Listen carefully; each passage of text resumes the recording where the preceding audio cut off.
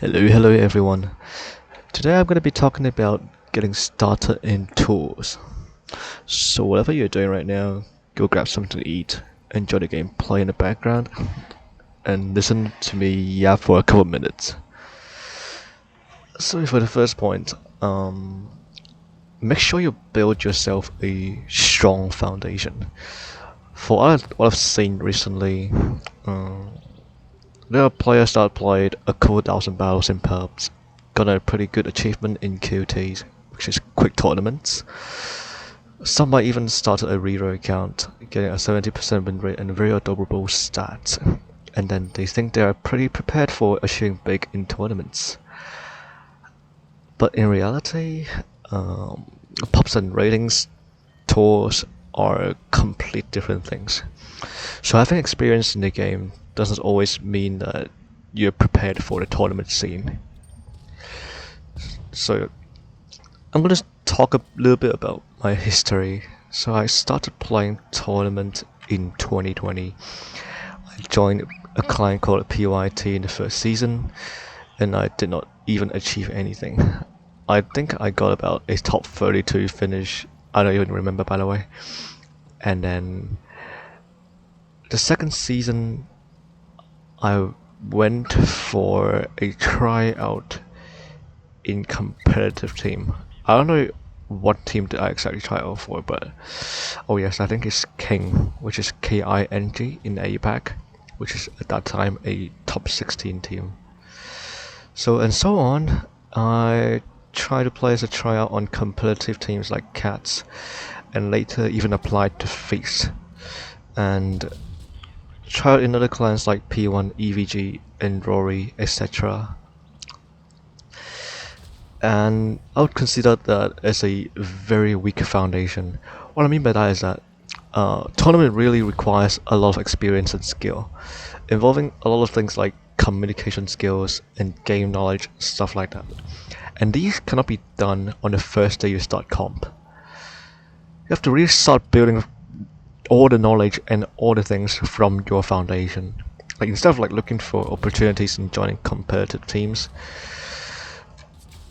you should join teams that you can really play as a team with similar skill level as you yourself, and also watch streams, watch tournament streams that are like streamed on the Wargaming official channel, or some off-season streams that are streamed by other YouTubers.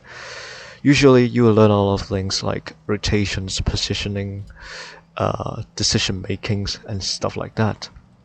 And even recently, there are YouTubers that started doing POV streams, which really helps a lot with how you get started in comp, which you can start learning by learning how you communicate as a team, how you really cooperate as a team as well.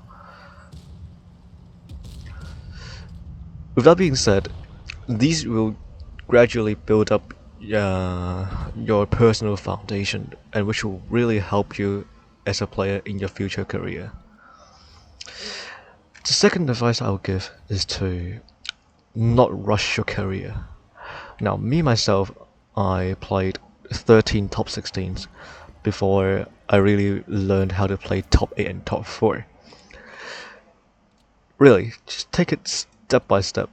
Advance slowly from a level to another level, and make sure you don't start very high. Now, surely someone may start very high, but that doesn't apply to everyone. If you rush it and you got yourself in a good team, but you bench the entire time, people are just going to see you as a bench player with no skill, and you can barely learn anything from it because you're a bench player. You didn't really get an opportunity to like learn it for yourself. And even if you did indeed make it to the team, and then you indeed played a few games in it, if the team really unfortunately dies, then you're left with no future because no one really see your potential, no one really see your skill, your performance, and stuff like that. Because usually your performance will just get overshadowed by the great players on the team that you play on. Or if you aim too high as a top 32, top 16 team, then you're just gonna straight up lose motivation in playing a game or even the comp scene. Just gonna be like a really bad start and things to be doing as a comp player.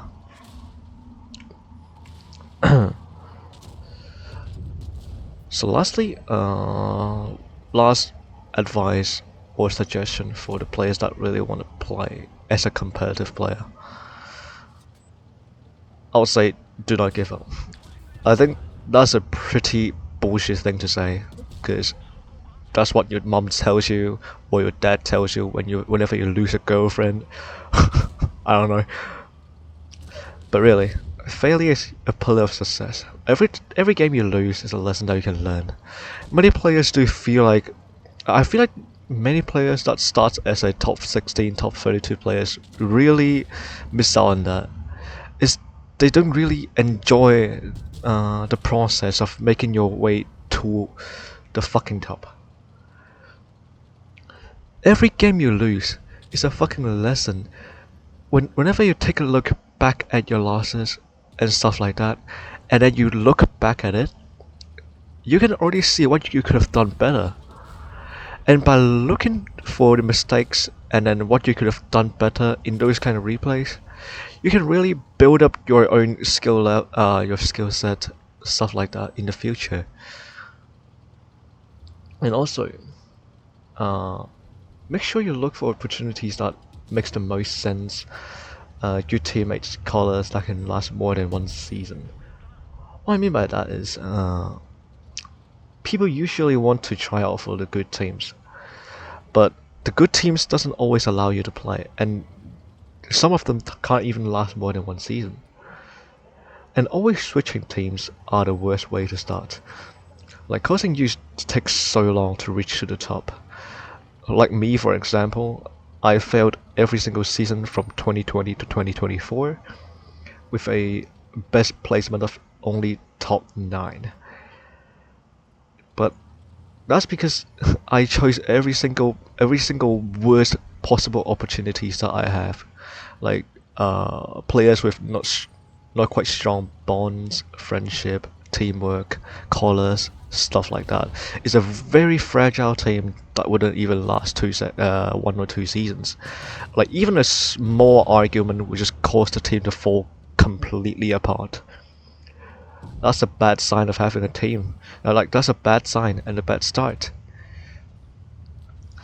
But like later on, when I really immersed myself into the comp scene, I found a perfect opportunity with chill friends and enthusiastic players, and these are good signs for a pretty long-lasting team.